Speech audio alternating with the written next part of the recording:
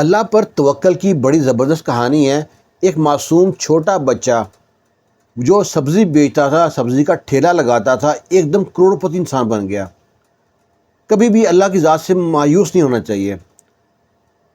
ایک لڑکی تھی، اس کی شادی ہوئی پشاور میں شاہ نواز کے ساتھ۔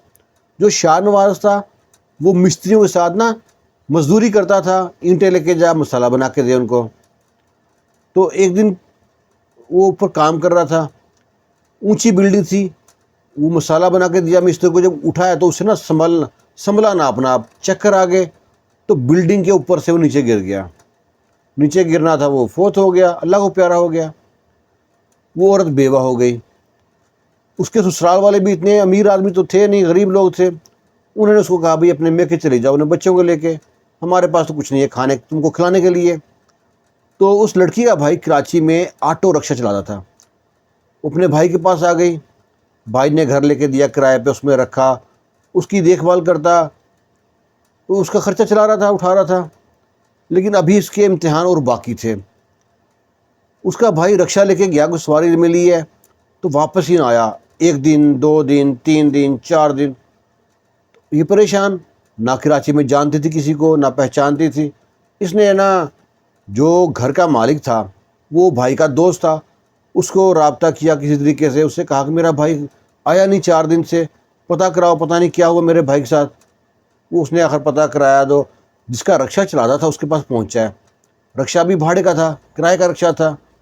اس نے بتایا کہ بھائی وہ تو فوت ہو گیا، رکشہ بھی غرق ہو گیا، بالکل تباہ برباد ہو گیا۔ وہ سواری لے کے جا رہا تھا تو ٹرالے سے ٹکرا گیا، تو ٹرالے نے پورا اس کو کچل دیا۔ کہتا ہم کو بھی معلوم نہیں پڑا، تو لاوارث سمجھ کے اس کی لاش دفنا دی لوگوں نے۔ بعد میں کسی مجھ کو معلوم پڑا میرا رکشہ دیکھ کے، تو پتہ لگا وہ میرا تو بندہ فوت ہو گیا ہے۔ اب اس کے جو لڑکا تھا اس نے اس کی بہن کو بتایا کہ آپ کا بھائی تو فوت ہو گیا ہے۔ وہ بڑی پریشان، مصیبتوں کے پہاڑ ٹوٹ پڑے، لیکن اللہ پہ اس کا بڑا بھروسہ تھا، صبر کیا۔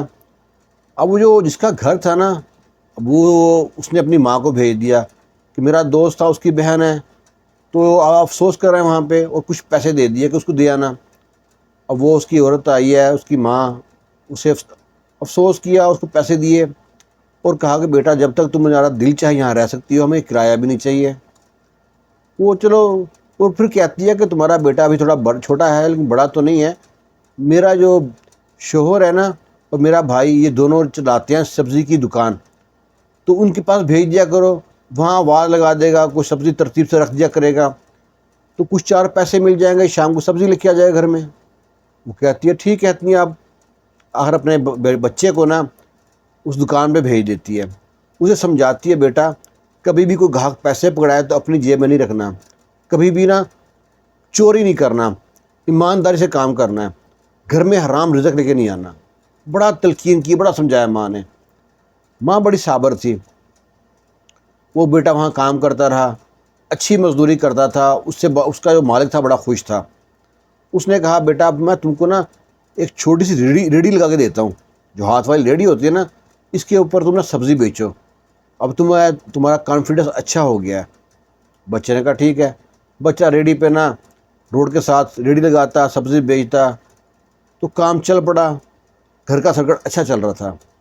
ایک دن کیا ہوا کہ ایک امیر عورت گزر رہی تھی، اس کو راستے میں کچھ پھل کچھ سبزی لینی تھی، اس کے پاس رکی ریڑھی پہ، وہاں رکی ہے، سبزی لی ہے، اسے کہا کہ سبزی پسند کر کے گاڑی کے ڈگی پہ پیچھے کھول کے وہاں سبزی رکھ دو۔ سبزی وہاں رکھ دی ہے۔ اب جو لڑکا دکان پہ ریڑھی پہ اپنی کھڑا ہے تو دیکھتا ہے کہ وہ عورت اپنا بیگ جو ہے وہیں پہ بھول گئی ہے۔ اب شام بھی ہونے والی ہے۔ اب لڑکا بڑا پریشان، کیا کروں؟ اب لڑکے نے اس بیگ کو اٹھایا اور بوری میں چھپا دیا۔ اب انتظار کرتا ہے کہ کوئی عورت واپس آئے تو میں گھر جاؤں۔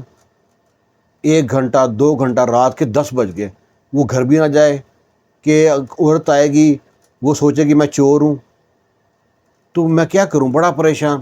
اب یہ فکر لگی کہ ماں کی، کہ ماں پریشان ہوگی، گھر ہی نہیں گیا تو اسی چکر میں آخر انتظار کیا، اللہ پہ توکل کیا کہ میں اب گھر جاتا ہوں، اگر نصیب میں ہوا تو کل عورت آئے گی تو پیسے دے دوں گا۔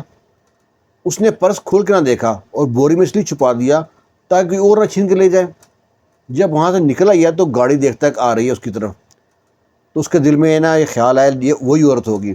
قدرتی بات ہے وہی عورت تھی. جب عورت اس کے ریڑھی پہ آئی ہے تو عورت حیران پریشان کہ عورت کہتی ہے میں تو اتفاقاً آ گئی کہ شاید ریڑھی والا مل جائے, تم یہاں پہ اب تک انتظار کر رہے ہو. کہتا ہے جی میڈم میں آپ کے انتظار میں تھا. اس نے نا بوری میں سے بیگ نکالا, عورت کو دے دیا. عورت نے بیگ کھولا ہے, سارے پیسے پوسے نقدی سب چیک کیا, اور گاڑی میں اس کا شوہر تھا. اسے کہتی ہے دیکھا بچہ کتنا سمجھدار ہے, کتنا نیک ہے, کتنا ایماندار ہے. آج کے دور میں ایسے لوگ کہاں ہوتے ہیں. یہ غریب بچہ, اس سے تو اس کی لائف بن جاتی. جتنے پیسے جتنا زیور اس کے اندر تھا, وہ کسی فنکشن سے آ رہے تھے, سارا زیور اتار کے بیگ میں ڈالا ہوا تھا, نقدی بھی کافی تھی. وہ عورت کہتی نا تم یہ تمہارا انعام. بچہ کہتا نہیں مجھ کو نا ایک بھی پیسہ نہیں چاہیے, میں نے آپ کو پھل بیچے تھے اس کے پیسے میں نے لیے ہیں, یہاں میں انتظار کیا اس کا اجر مجھے اللہ دے گا. تو میری ماں گھر پہ انتظار کرے گی, وہ بہت پریشان ہوگی, مجھ کو اب جانے دیں بس. وہ پوچھتی ہے گھر میں کون کون ہے.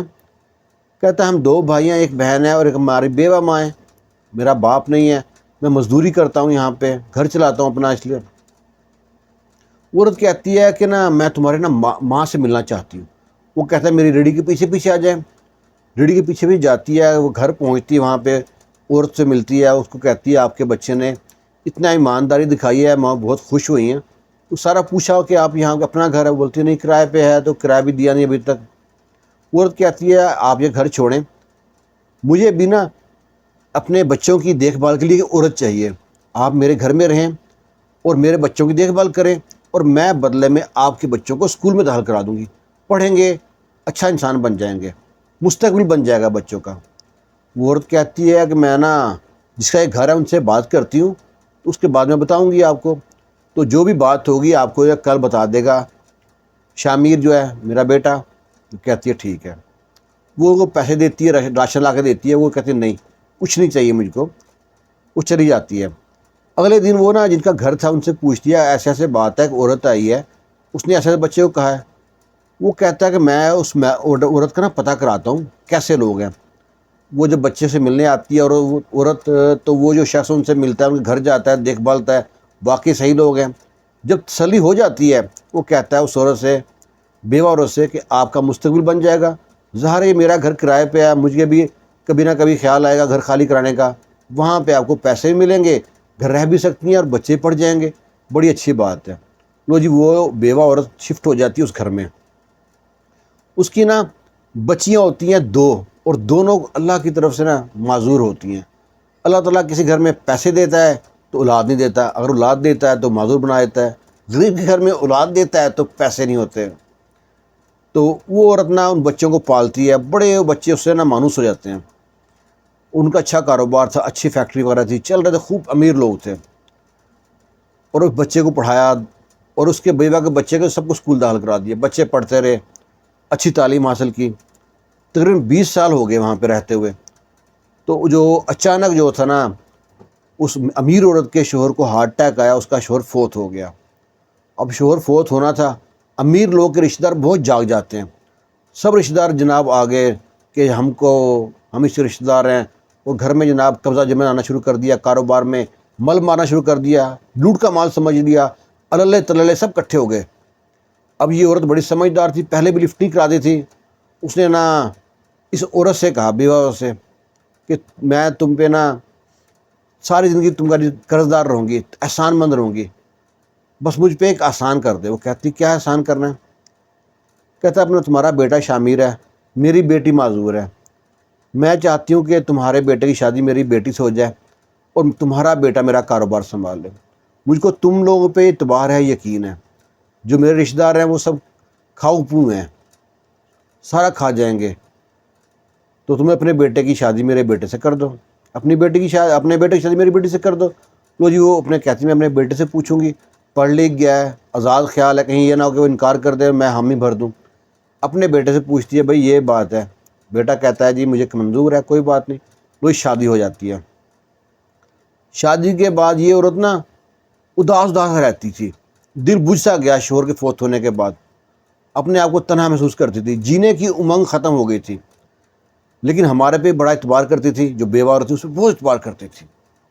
اس نے ایک دن آخر وکیل کو بلایا, وکیل سے بلا کے پوری قانونی کارروائی جو نہیں پیپر ورک کر دیا کہ جو مرنے کے بعد ٹوٹل جائیداد نا میری بیٹی کی اور میرے داماد کی ہوگی، میری بیٹی اس کی وارث ہوگی اور میرا جو داماد ہے وہ اس کا دیکھ بھال کے لیے نگران ہوگا اس کا۔ اس طرح کر کے وہ تقسیم کر دیتی ہے تاکہ بیٹی بھی سیکیور رہے، اور چھوٹی بیٹی کی بھی شادی اس کے دوسرے بیٹے سے کر دیتی ہے۔ دونوں بیٹیوں کی شادی جو معذور تھی ان سے کر دیتی ہے، بیوہ کے بچوں سے، اور آخر ایک دن وہ بھی دنیا فانی سے کوچ کر جاتی ہے۔ وہ بیوہ عورت سوچتی ہے کہ جب میرے پاس ایسا وقت تھا کہ میں نمک مرچ سے بھی روٹی نہیں کھا سکتی تھی، ایک نوالا کھانے کے پیسے نہیں تھے، خود بھوکی رہتی تھی، بچے بھوکے رہتے تھے، آج اتنا پیسہ ہے کہ میں اگر دونوں ہاتھ سے بانٹوں بھی تو ختم نہیں ہوتا، اور وہ بھی میرا نہیں ہے۔ اللہ تعالیٰ جب وسیلے نکالتا ہے نا تو کہاں کہاں سے نکالتا ہے، انسان کی عقل دنگ رہ جاتی ہے۔ ہم آج کل پریشان ہوتے ہیں، انسان آج دیکھ رہے ہیں ہر روز ایک کیس آتا ہے، کوئی بل نہ ہونے کی وجہ سے اتنا بجلی کا بل آ جاتا ہے کہ خودکشی کر رہے ہیں، بھائی کو قتل کر رہے ہیں۔ جب انسان کو اللہ پر یقین نہیں رہتا نا، انسان کے بھروسے بھی جیتا ہے، تو یہ حال ہوتا ہے۔ اس بیوہ عورت کا کوئی آسرا نہیں تھا، شوہر فوت ہو گیا، ایک بھائی کا آسرا تھا وہ بھی فوت ہو گیا، کہاں سے راج آئے، اللہ نے راستے نکالے اور وہ منزل پہنچی ہے، اتنی بڑی منزل ملی ہے کہ وہ کروڑوں دعائیں دیتی ہے اس عورت کو۔ اس نے اپنے بچے کو کیا سکھایا تھا؟ ایمانداری دکھائی اس کے بیٹے نے، پرس واپس کیا، پرس واپس کرنے کے عوض وہ کہاں سے کہاں پہنچ گئے، ایک فیکٹری کا مالک بن گیا، گھر کا مالک بن گیا، جو ایک نا ریڑھی نہیں خرید سکتا تھا وہ فیکٹری کا مالک بن گیا۔ ایک معصوم بچہ پھل بیچنے والا جس کی ریڑھی کرائے کی تھی وہ اتنے بڑے امپائر کا مالک بن گیا۔ اللہ پہ امید رکھنی چاہیے، کبھی بھی مایوسی نہیں کرنی ہے آپ لوگوں نے۔ کہانی کیا، اگر آپ کو کوئی بھی پہلو اچھا لگا ہے نا تو ہماری ویڈیو کو لائک ضرور کیجیے گا۔ اللہ حافظ۔